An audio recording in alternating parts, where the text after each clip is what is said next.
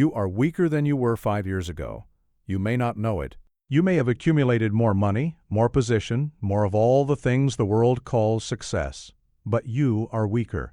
The capacity you once possessed to meet difficulty, to absorb setback, to rise from defeat, this capacity has been quietly atrophying whilst you were busy being comfortable. I do not say this to wound you. I say it because someone must, and because the hour is later than you think. Every day you spend avoiding challenge is a day your reserves diminish. Every problem you navigate around rather than through is a problem that would have made you stronger had you faced it. You have been purchasing ease with your own capability, and the account is coming due. But here is what I also know. It is not too late. The capacity for growth remains as long as breath remains. The man who faces this truth honestly and acts upon it can reverse years of decline in months of deliberate engagement. The path back to strength is open to anyone willing to walk it. The question is whether you have the courage to see your situation clearly and the will to change it. What follows is a map. Whether you use it is entirely your affair, the lie that comfortable men tell themselves. I must tell you a truth that will strike at the very foundation of everything you believe about the good life, about safety, about wisdom itself. The comfortable man, reclining in his armchair, surveying his ordered affairs with quiet satisfaction, believes himself to have achieved something. He has not. He has accumulated fragility whilst calling it security, has embraced slow death whilst calling it prudent living, has mistaken the absence of challenge for the presence of success. This is the great lie that civilization tells itself, and until it is shattered, no genuine progress toward wisdom is possible. You see, most men believe that crisis represents a failure of planning, an aberration from normal life, a storm to be weathered before returning to calmer waters. They speak of crisis prevention as though life were a railway timetable, where proper scheduling eliminates all possibility of delay. This is the thinking of clerks, not leaders. Crisis is woven into the very fabric of existence. It is not an interruption to life, but the essential mechanism by which life grows and strengthens. The question is never whether crisis will come, but when, and what manner of person shall meet it. I recall with painful clarity the state of British preparedness in 1938. The nation had purchased a decade of peace through systematic avoidance of difficulty, through policies designed to eliminate friction, through the comfortable assumption that proper management could somehow prevent the unpreventable. When I warned Parliament of gathering dangers, colleagues smiled with the patient condescension reserved for troublesome prophets. Winston exaggerates, they said. Our policies have preserved peace. Within months, their purchased peace had purchased only catastrophe. The comfortable assumption had become the instrument of destruction. Consider what happens when a man successfully avoids difficulty for a decade. He does not preserve his strength. He systematically dismantles it. Each year of unchallenged ease is a year of atrophied capability. The muscles that are not exercised wither. The faculties that are not tested grow dull. The courage that is not summoned retreats to some inaccessible corner of the soul. What appears as increasing security is actually increasing vulnerability. The comfortable life is the dangerous life. But here is the peculiar thing. Crisis cannot be prevented, only postponed. Every mechanism designed to eliminate difficulty merely delays it whilst simultaneously weakening one's capacity to meet it when at last it arrives. The Maginot Line, that magnificent monument to the belief that fortification could replace fortitude, stands as eternal testimony to this principle. France built walls and believed herself safe.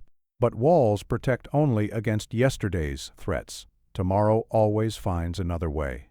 What then shall we do with this understanding? When you find yourself celebrating a period of ease, pause and ask, what capacities am I losing during this calm? When colleagues propose measures to eliminate all difficulty, recognize this as a proposal for systematic weakness. Identify one area where your pursuit of comfort has left you demonstrably weaker than you were 5 years ago. This honest assessment, painful though it may be, is the first step toward recovery. The man who genuinely absorbs this truth will never again congratulate himself upon an easy life. He will see periods of prolonged comfort not as achievements, but as warnings. Yet, even as you grasp this truth, a question forms itself with increasing urgency. If crisis cannot be prevented, what forces drive its inevitability? Understanding the mechanics of civilizational decay shall illuminate why avoidance accelerates the very destruction it seeks to prevent. How empires fall from within. The great civilizations of history did not fall because their enemies grew stronger. They fell because their citizens grew weaker. Rome was not conquered by superior barbarians. Rome was conquered by barbarians made superior only by comparison to enervated Romans. This pattern repeats across all recorded history with the relentless precision of natural law, and understanding it is essential for any man who wishes to escape its operation in his own life. Now consider the sequence. Success breeds confidence, the satisfaction of having achieved, the reasonable belief that one's methods are sound. Confidence breeds comfort, the natural desire to enjoy what has been won, to rest upon accomplishment. Comfort breeds the desire to maintain comfort, the instinct to protect what is pleasant from anything that might disturb it. And this desire breeds fear. Fear of change, fear of disruption, fear of any circumstance that might threaten the comfortable arrangement. Fear is the death of all greatness. I observed this cascade operating with terrible clarity in France before her collapse in 1940. A people who had suffered unimaginably in 1940, 1918, resolved never to suffer again. That resolution, seemingly so reasonable, sealed their fate. They built their Maginot Line, not merely a military installation, but a monument to the belief that defense could substitute for vigor, that walls could replace will. Their very success in avoiding the horrors of the last war ensured they would face the horrors of the next one, utterly unprepared. Think of it this way. Every mechanism built to protect eventually becomes an instrument of destruction. The walls that keep out threat also keep in stagnation. The policies that eliminate difficulty also eliminate the strength that difficulty produces. The Roman legions of the late Empire, once the terror of the known world, became ceremonial forces incapable of facing genuine threat. Why? Because purchased peace had purchased their dissolution. There is also what I call the inheritance problem. What ancestors earned through struggle, descendants receive without effort, and value accordingly. The strength that created wealth cannot be passed down. Only the wealth itself can be inherited. This explains why great fortunes rarely survive 3 generations, why the vigorous founders give way to comfortable heirs who give way to dissipated squanderers. The pattern is not accident, but law. Let me be clear. Civilizations, like individuals, require regular challenge to maintain vitality. A society that has not faced genuine difficulty for a generation has not preserved itself. It has merely postponed its dissolution. The citizens of imperial Rome at its height could not comprehend the vigor of their ancestors who built the empire. They enjoyed inherited greatness without the capacity to maintain it. We face this same danger now. Examine any organization to which you belong through this historical lens. Where do you observe the fear cascade operating?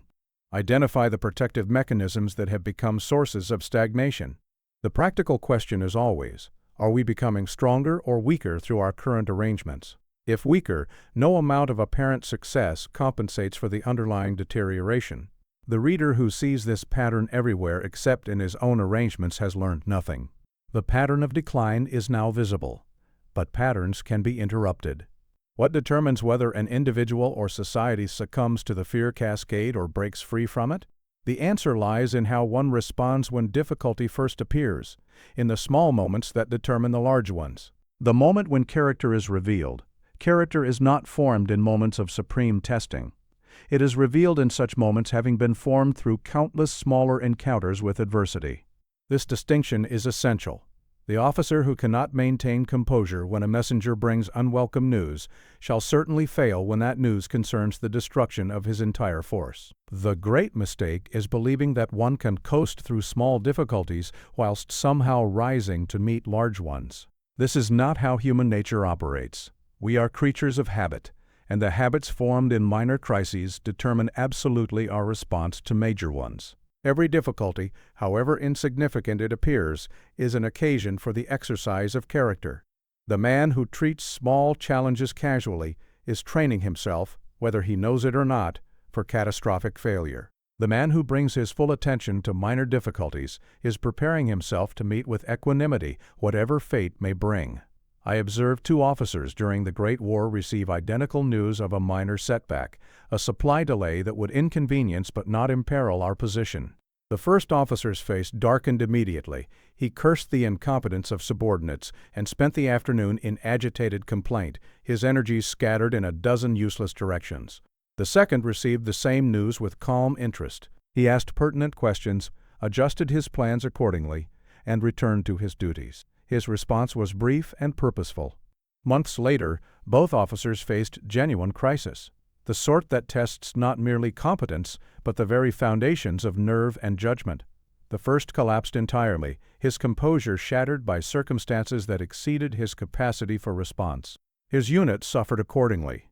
The second performed with the steady composure that crisis demands, the same composure he had practiced in 100 minor difficulties. What the small test had revealed, the large test confirmed absolutely. You see, most men believe that response should be proportional to apparent severity. Small effort for small problems, large effort for large ones. This is precisely backwards.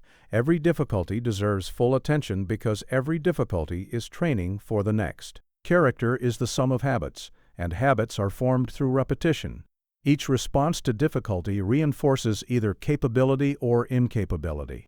There is no neutral response. Beginning today, bring deliberate attention to your response when minor annoyances occur. The delayed appointment, the misplaced document, the irritating colleague. Observe your habitual reaction without judgment at first, simply noting what occurs.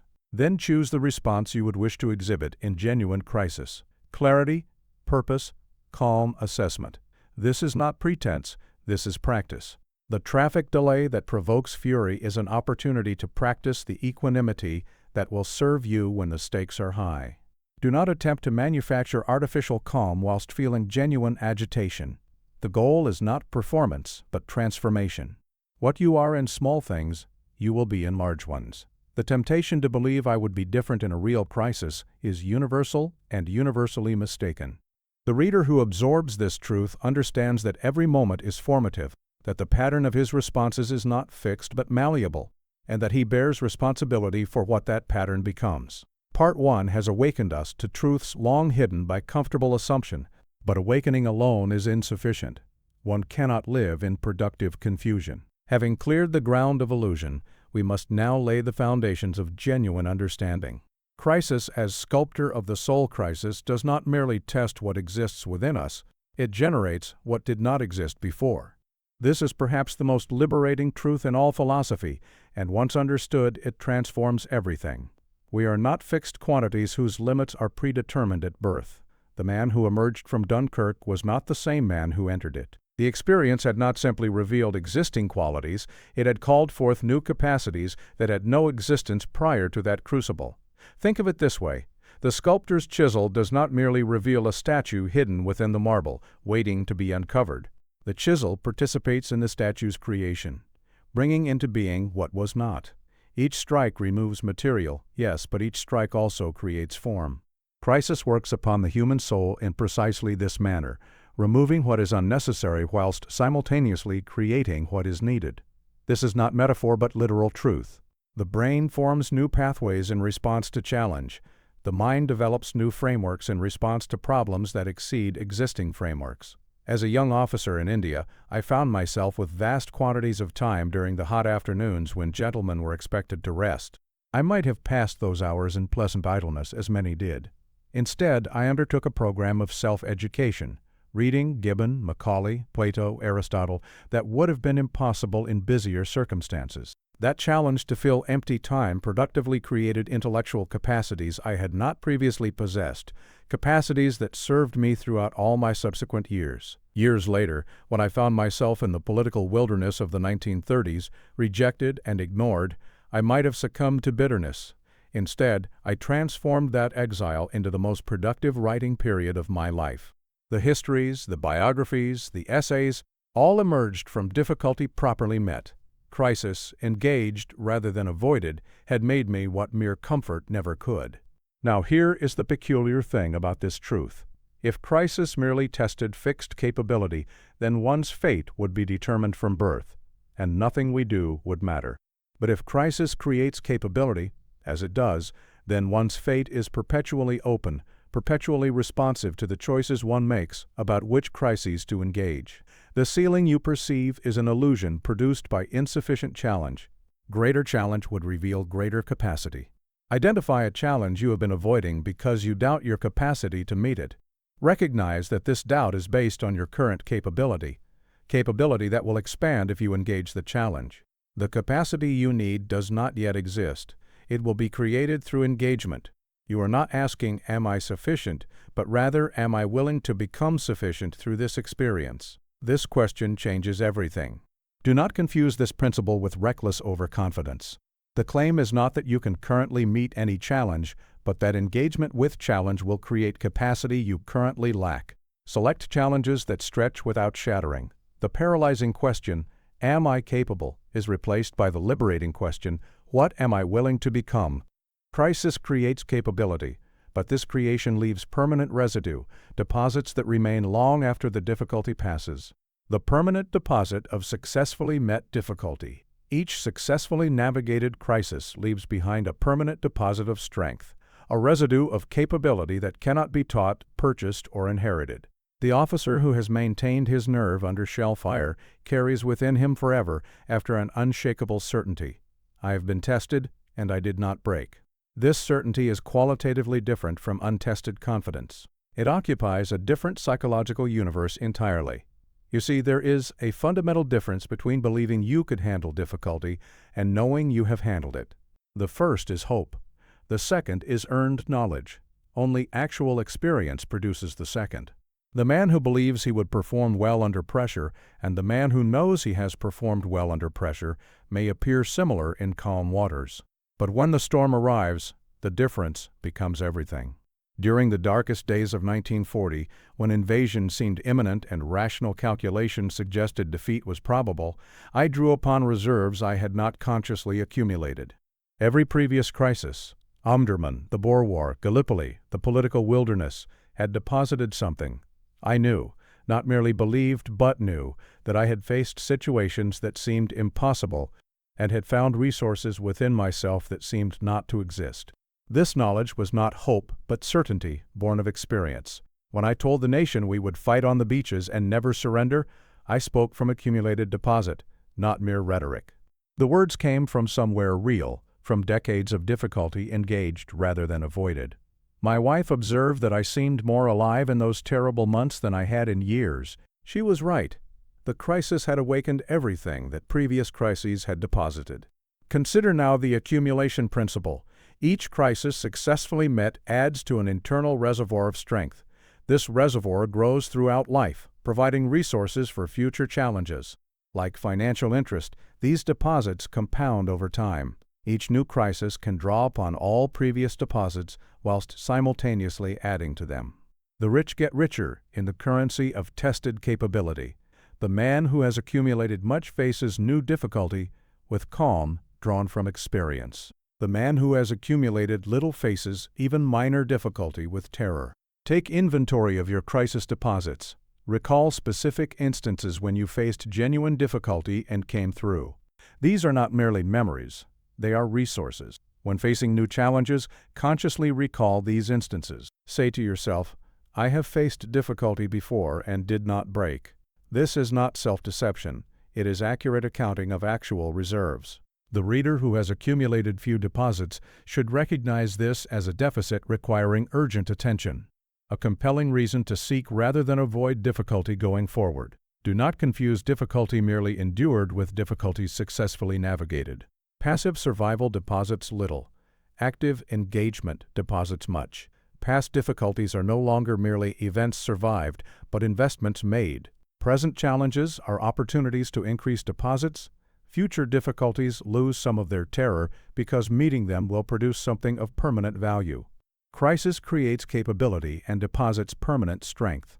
But who actually understands these truths well enough to seek difficulty deliberately? The study of history's greatest figures reveals that conscious crisis-seeking is the hidden pattern behind the most remarkable lives. What Alexander and Napoleon understood, the great figures of history were not individuals who happened to encounter extraordinary difficulties. They were individuals who actively sought difficulty. understanding that their greatness depended upon it. Alexander deliberately sought the most dangerous positions in battle. Napoleon created circumstances that would test him to the uttermost. Elizabeth navigated dangers that most sovereigns would have avoided with every instinct of self-preservation. These were not coincidences or misfortunes, but the deliberate cultivation of greatness through chosen adversity. Consider Alexander at the Battle of Granicus, where his generals urged caution and he chose instead to lead the cavalry charge personally into the most dangerous sector. Or consider him at the Siege of Mali, where he leapt alone over enemy walls before his troops could follow, fighting surrounded until they broke through to rescue him. Recklessness? His generals certainly thought so. Yet Alexander understood something his cautious advisers did not. The capacity he needed to conquer the world could only be created through encounters with mortal danger. You see, he was not merely fighting battles. He was forging himself into the instrument his ambition required. Every near death produced new capability. Every crisis, successfully navigated, deposited strength that would be available for the next crisis. By the time he faced the vast Persian army at Gaugamela, he had accumulated deposits from 100 smaller encounters. He knew, not believed, but knew that he could meet whatever difficulty arose. This knowledge came from somewhere real. Napoleon observed that he knew where he would be in 2 years, in 5 years, in 10. But this knowing was not mere prediction, it was creation. He was actively creating the circumstances that would shape him. Passive waiting for circumstances produces passive character. Active creation of circumstances produces active mastery. The difference between the remarkable and the forgettable lies precisely here. One acts upon fate, the other merely receives it. Now here is the peculiar thing. No historical figure achieved lasting greatness through crisis avoidance. This is not correlation, but causation. Avoidance produces the character that avoidance produces. Cautious, diminished, ultimately forgettable. The pattern is absolute. Those who achieved most were those who risked most, not from recklessness, but from understanding that capability expands only through such seeking. Examine your current circumstances through this lens of deliberate engagement. What challenges are available that you are currently avoiding? Select one such challenge and choose to engage it. This engagement should feel uncomfortable. If it does not, it is insufficiently challenging. The historical pattern is clear, and it applies to you as much as it applied to Alexander. You are not a passive recipient of circumstances, but an active participant in creating the circumstances that shape you. The question is not what life presents to you, but what you choose to engage. Do not mistake this principle for foolhardy confrontation with overwhelming force. Alexander's example should inspire, not be imitated literally. The great figures selected their difficulties with strategic intelligence. They sought challenges that would stretch without destroying.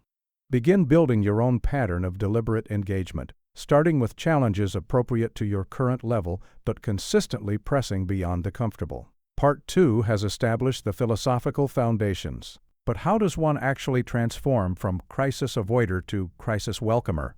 Part 3 maps the path. The painful first step, recognition and revaluation. Transformation proceeds through 5 distinct stages, and none can be skipped. The first 2 stages, recognition and revaluation, are the most painful because they require the dismantling of comfortable self-understanding. Recognition is the clear and unflinching acknowledgement that one's previous relationship to crisis has been fundamentally mistaken. This requires seeing past decisions as forms of cowardice disguised as prudence, past avoidances as failures disguised as successes. It is not pleasant work, but without this pain, no genuine transformation is possible. A friend of mine, a successful businessman, reached the summit of his profession only to discover he felt hollow. He had spent 30 years avoiding every difficulty that could be avoided, navigating around every obstacle, choosing the safe path at every junction. Now wealthy and comfortable, he found himself with nothing of substance. His recognition came suddenly one evening. I have spent my life becoming weaker. The revaluation that followed was devastating but necessary. Every prudent choice revealed itself as capitulation. Every successful avoidance revealed itself as failure to grow. He had to see his entire career through new eyes. Painful eyes, but finally honest ones. What seemed like achievements were often postponements. What felt like safety was accumulating fragility. What appeared as wisdom was actually fear dressed in respectable clothing. The comfortable self-understanding he had constructed over decades collapsed in a single evening of honest examination. The pain of recognition is productive pain. It indicates genuine seeing. Comfortable recognition is false recognition. If examining your past does not produce at least some shame and regret, you have not looked honestly. This is the ground-clearing function of the first stages. Until the old assumptions are demolished, no new ones can take their place. Destruction must precede construction. The soil must be turned before new seeds can take root. Select the 5 decisions you have most prided yourself upon over the past decade. For each, write honestly, did this make me a stronger or weaker person? Consider not the external results, but the internal effects. The promotion gained by avoiding conflict, did it strengthen or weaken your capacity for conflict?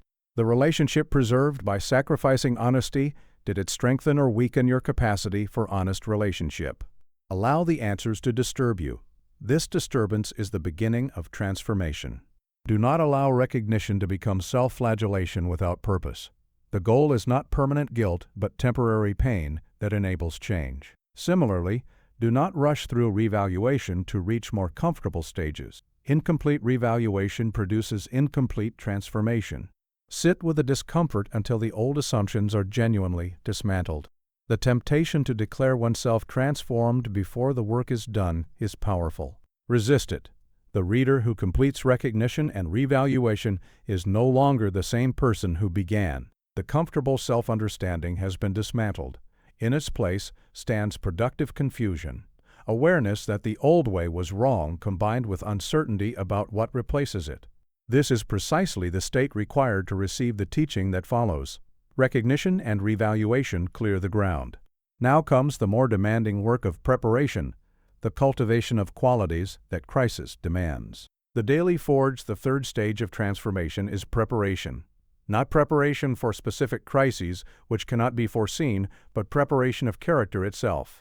This involves the deliberate cultivation of qualities that crisis demands. The capacity to make decisions with incomplete information, the willingness to accept responsibility for outcomes you cannot fully control, the resilience to absorb setbacks without losing momentum.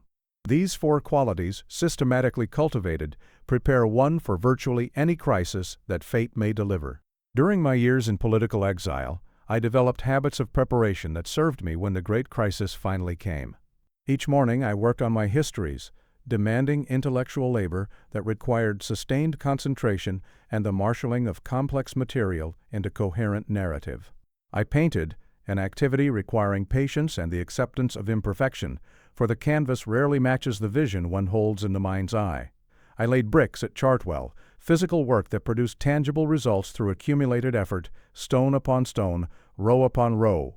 These were not mere hobbies to fill empty hours, they were deliberate preparations. When 1940 arrived and demanded everything I had, I was ready, not because I had foreseen that specific crisis, but because I had forged the character that any crisis would require. The discipline of the histories had trained my mind for sustained effort under pressure. The humility of the painting had taught me to accept imperfection while striving for excellence. The patience of the bricklaying had demonstrated that great things are built through accumulated small efforts.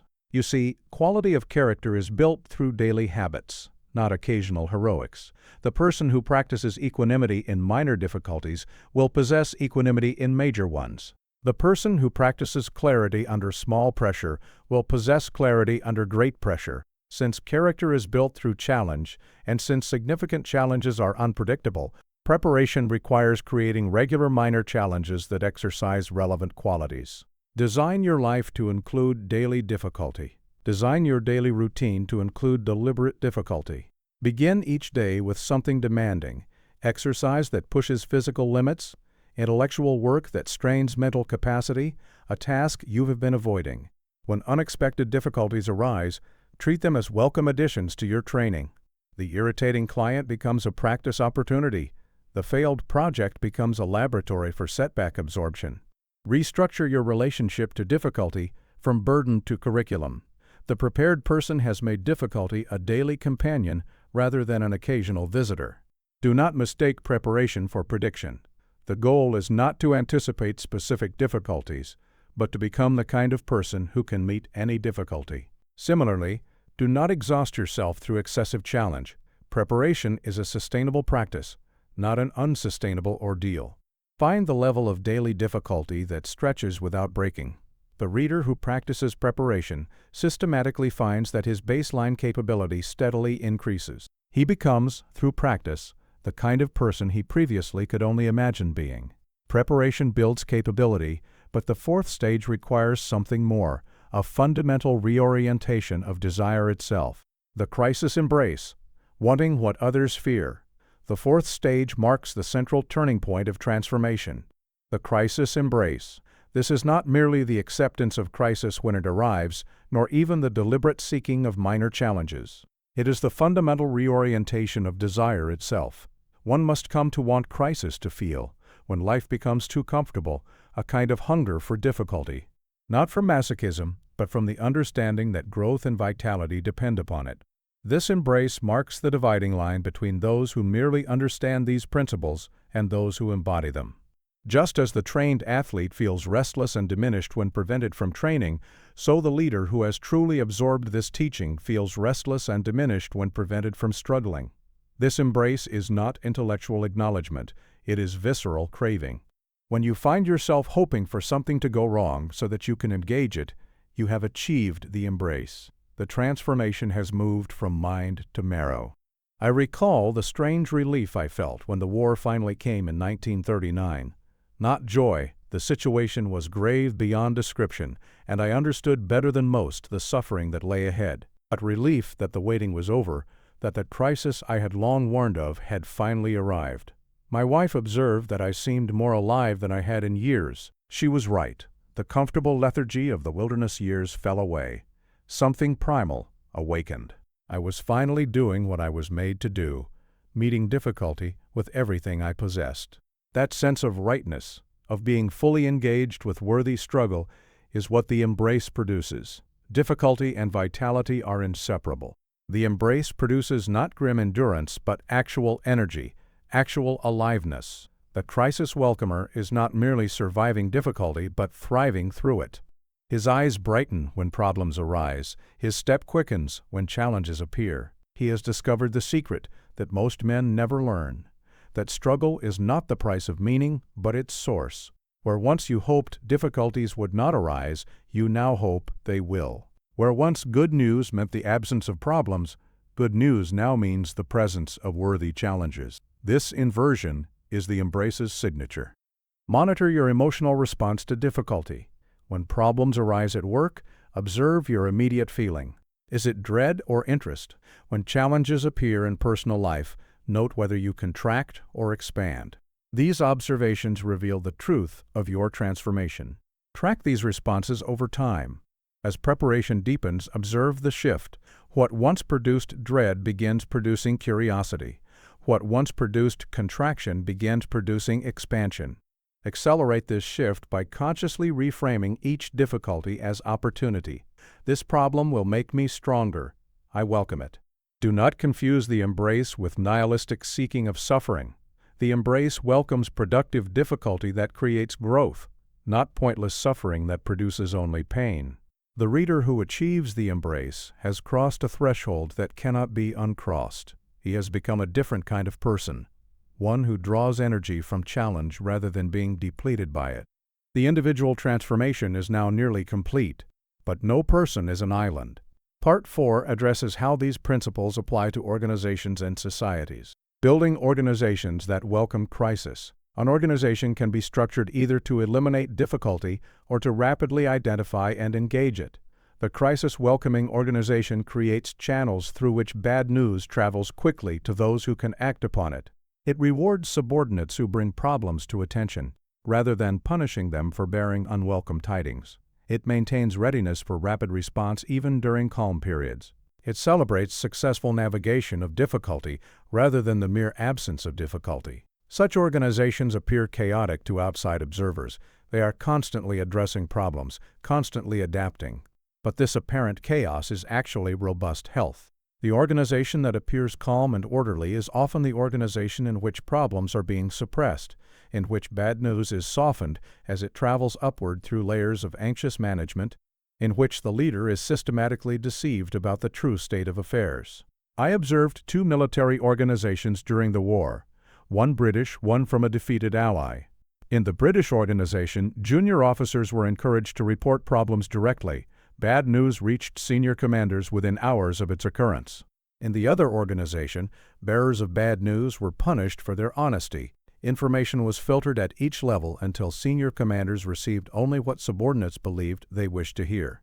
The British organization appeared disorderly, constant problems surfacing, constant adjustments being made, constant revision of assumptions. The other appeared magnificent, calm, confident, apparently in complete control of circumstances. One survived, one was destroyed by realities it had systematically refused to see.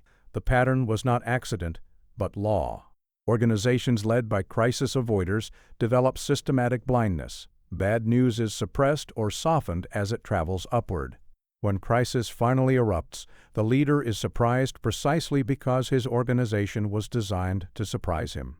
Create explicit channels for bad news. Reward those who use them with recognition and advancement.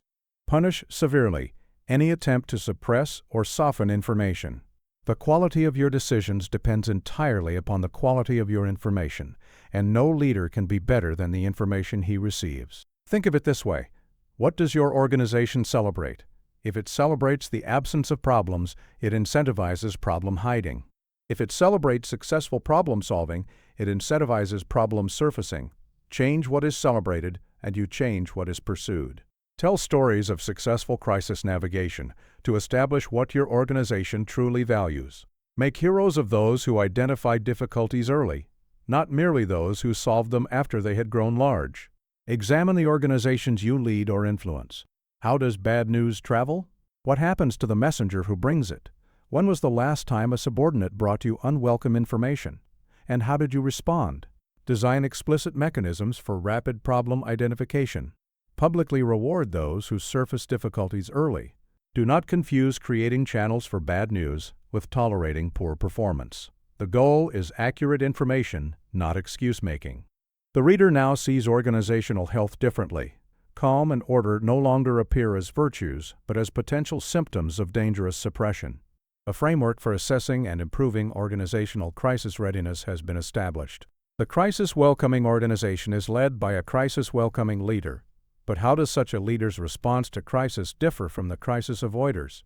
The contrast of two leaders facing identical challenges, produce radically different outcomes based not on their intelligence, not on their resources, not on their circumstances, but on their character, specifically their relationship to crisis. The crisis avoider responds to unexpected difficulty with surprise, anger, and blame. His emotional reactions consume energy needed for effective action. His anger discourages the honest reporting upon which successful response depends. His blame creates defensiveness throughout the organization. The crisis welcomer responds with calm assessment, clear decision, and purposeful action.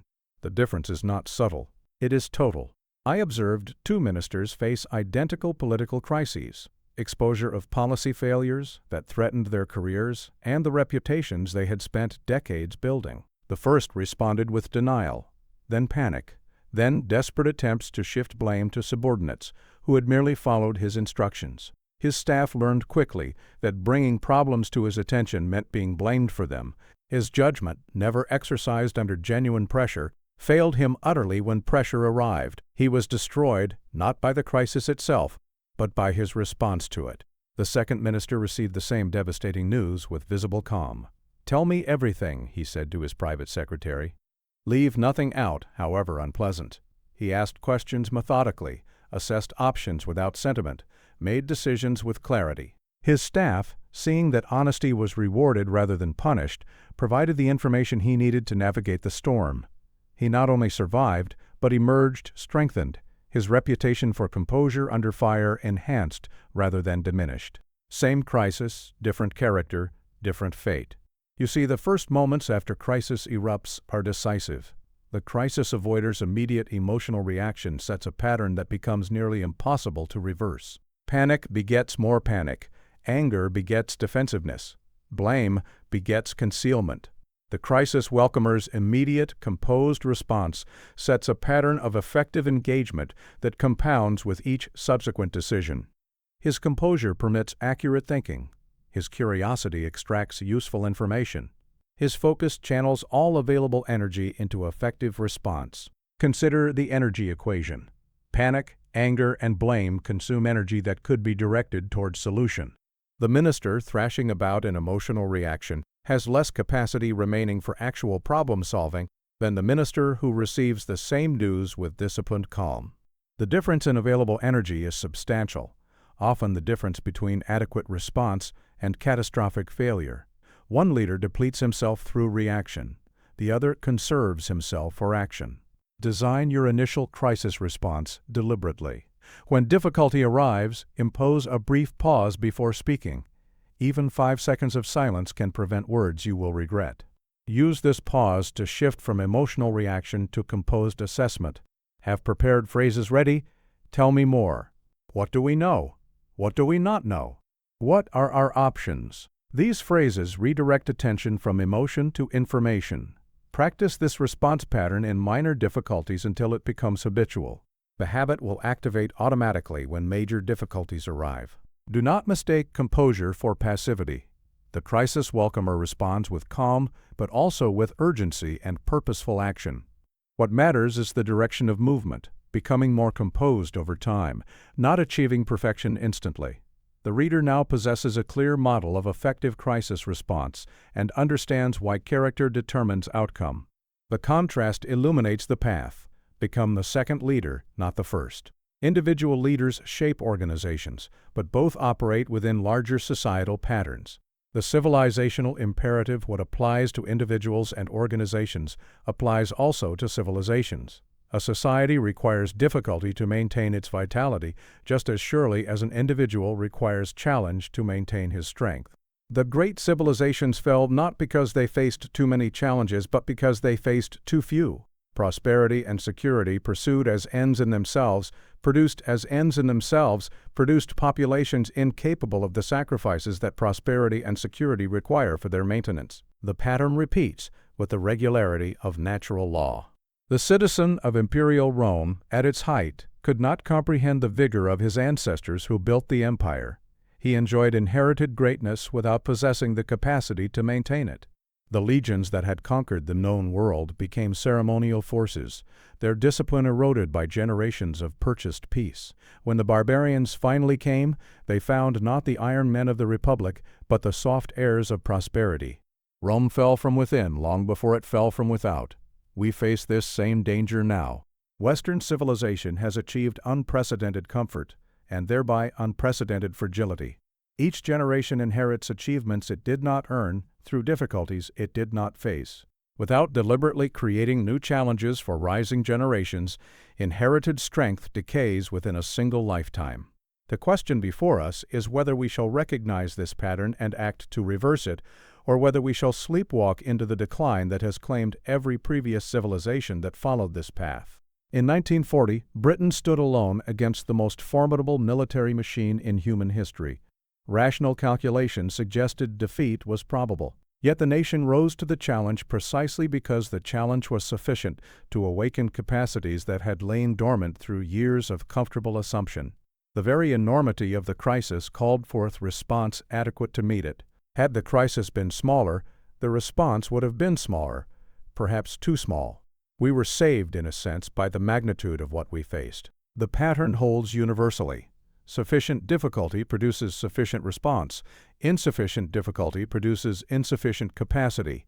Crisis of adequate magnitude awakens capabilities that comfort conceals. Small challenges produce small responses. Great challenges produce great responses, if met rather than fled. The civilization that eliminates all difficulty eliminates the mechanism by which its citizens develop the strength to maintain it. Consider your role in this civilizational pattern. Are you creating challenge for those you influence, children, students, employees, or protecting them from it? The parent who shields children from all difficulty is preparing them for failure when difficulty inevitably arrives. The leader who protects employees from all challenge is weakening the organization he believes he is strengthening. The citizen who demands protection from all hardship is voting for civilizational decline. Do not use civilizational concern to justify cruelty or arbitrary hardship. The challenges created must be appropriate and developmental, not punitive or excessive. Similarly, do not despair at the civilizational scale of the problem. Individual action, multiplied across many individuals, creates civilizational change. Begin with your sphere of influence and expand outward. The reader now sees his individual transformation as part of something larger. Personal crisis welcome contributes to civilizational health. The stakes of daily choices extend beyond the self to the survival of culture itself. The true nature of growth. Growth is not what comfortable men suppose, not the accumulation of resources or the expansion of security. These are merely the outward signs of growth, and they can be possessed without growth, just as a man can inherit a great estate without having cultivated the capacities that created it. True growth is the expansion of capability, the ability to meet a wider range of circumstances with effective response. And this expansion occurs only through encounter with circumstances that exceed current capability. There is no other mechanism. Without crisis, without difficulty, without the confrontation with one's limitations, there is no growth. There is only maintenance, and since nothing in this world can be maintained indefinitely without renewal, even maintenance without growth is ultimately decay. The comfortable man congratulating himself on his stability is actually presiding over his own slow dissolution. What appears as preservation is actually deterioration disguised by the pleasant absence of immediate challenge. I knew a man of enormous inherited wealth who had never faced genuine difficulty in all his years. He possessed everything resources could provide: the finest education, extensive travel, exposure to culture and society, unlimited leisure to pursue any interest. Yet in conversation, one sensed something hollow, a kind of absence where substance should have been. His knowledge was real but somehow inert. His capabilities were theoretical but untested by any fire that might have forged them into something solid. When a relatively minor business reversal finally arrived late in his life, he discovered he possessed no capacity to meet it. The wealth that had protected him from all difficulty had also prevented him from developing the resilience that difficulty produces. He had grown in no dimension because he had faced challenge in no dimension. The external signs of success, the estates, the connections, the reputation, concealed an interior emptiness that only crisis could reveal. You see, the growth definition must be corrected in your mind before progress is possible. True growth is expansion of capability, not accumulation of possessions. The man with greater capacity to meet circumstances has grown, regardless of what he owns. The man with greater possessions but lesser capacity has declined, regardless of appearances. This distinction is essential, for without it, one pursues the wrong objectives entirely. Measure your growth, not by what you possess, but by what you can do. Compare your capability range today to your capability range 5 years ago. Are there situations you can now handle effectively that would have overwhelmed you then? If yes, you have grown. If no, you have not, regardless of what resources you have accumulated in the interval. Design your life to ensure continuous capability expansion through continuous challenge engagement. Do not dismiss external resources as valueless. They enable capability to be exercised. The goal is not poverty, but the proper understanding of what growth means. The illusion that comfort and security represent achievement must dissolve before genuine progress can begin.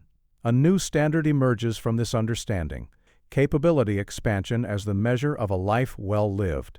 If growth is capability expansion through difficulty, what role does difficulty play in the even deeper question of meaning itself? The meaning equation. Why struggle matters meaning is found in struggle toward worthy ends against genuine resistance. Remove the struggle, and meaning evaporates like morning mist before the sun. The man who achieves his aims without effort finds his achievements empty, hollow victories that satisfy for a moment and then turn to ash. The man who inherits what others earned values it less than the man who earned it himself. This is not ingratitude but law, the law that connects meaning to effort as surely as cause connects to effect. The crisis that threatens our purposes also gives those purposes their weight and significance. Were there no difficulty, there would be no achievement. Were there no achievement, there would be no satisfaction. Were there no satisfaction, there would be no meaning. This equation, Meaning equals struggle toward worthy ends against genuine resistance explains the strange melancholy that afflicts those who have achieved conventional success whilst feeling inexplicably hollow. They have money, position, comfort, yet feel empty. What they lack is not more success, but more struggle. Having eliminated crisis from their lives through careful arrangement, they have eliminated the very thing that made their lives worth living. The effort paradox operates without exception. We value what we struggle for precisely because we struggled for it. The effort itself creates the value. Remove the effort, and the value disappears regardless of the object obtained. After the war, I watched successful men retire into comfortable lives and quickly fade. Their vitality, which had been sustained by struggle, dissipated when struggle ended. One former colleague, who had performed brilliantly under pressure throughout the conflict, became nearly unrecognizable within 2 years of retirement, not physically ill but somehow absent, as though the essential part of him had departed when his difficulties departed. He had nothing left to push against, and without resistance he could not feel his own existence. I resolved then never to stop struggling whilst life remained. Even in advanced age I continued writing, painting, building, not from restlessness, but from the understanding that struggle was not the price of meaning, but its source. The histories I wrote were not merely occupation, but continuation of the engagement that had sustained me through decades. Each chapter was a small battle won, each volume a campaign completed.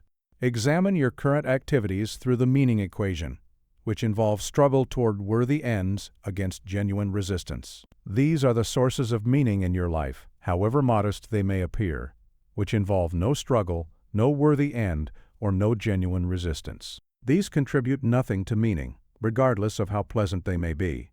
Design your life to maximize activities that satisfy the full equation. When you achieve a goal, do not rest, but seek the next worthy struggle. Do not mistake struggle for suffering. The struggle that produces meaning is engaged struggle toward chosen ends, not imposed, suffering toward unwanted outcomes. The reader now possesses a philosophical framework that explains both why crisis should be welcomed and why meaning requires it. The question is no longer how can I find meaning, but how can I maintain sufficient struggle toward worthy ends against genuine resistance. A complete understanding has been achieved. What remains is the invitation to live it. The invitation. Beginning today, the transformation I have described is available to anyone willing to undertake it. It requires no special gifts, no favorable circumstances, no permission from others. It requires only the decision to stop fleeing from difficulty and start embracing it. It requires only the recognition that your comfort has been your enemy and that what you have called security has been slowly killing the best part of you. The barriers are internal: fear, habit, comfortable assumption, not external.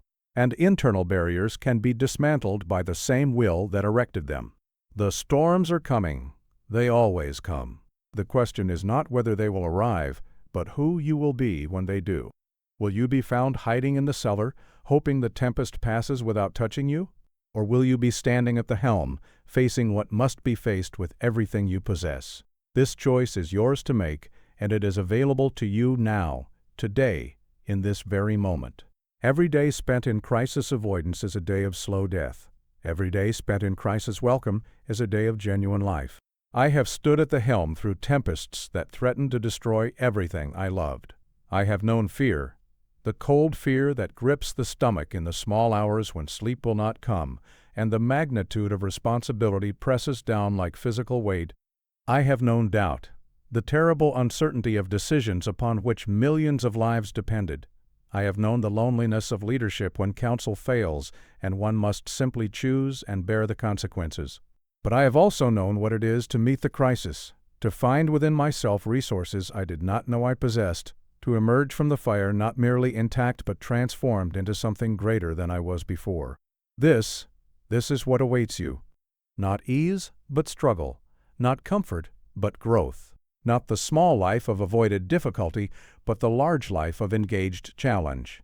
I would not trade my storms for any amount of calm, for the storms made me what I am, and what I am is what I was meant to become.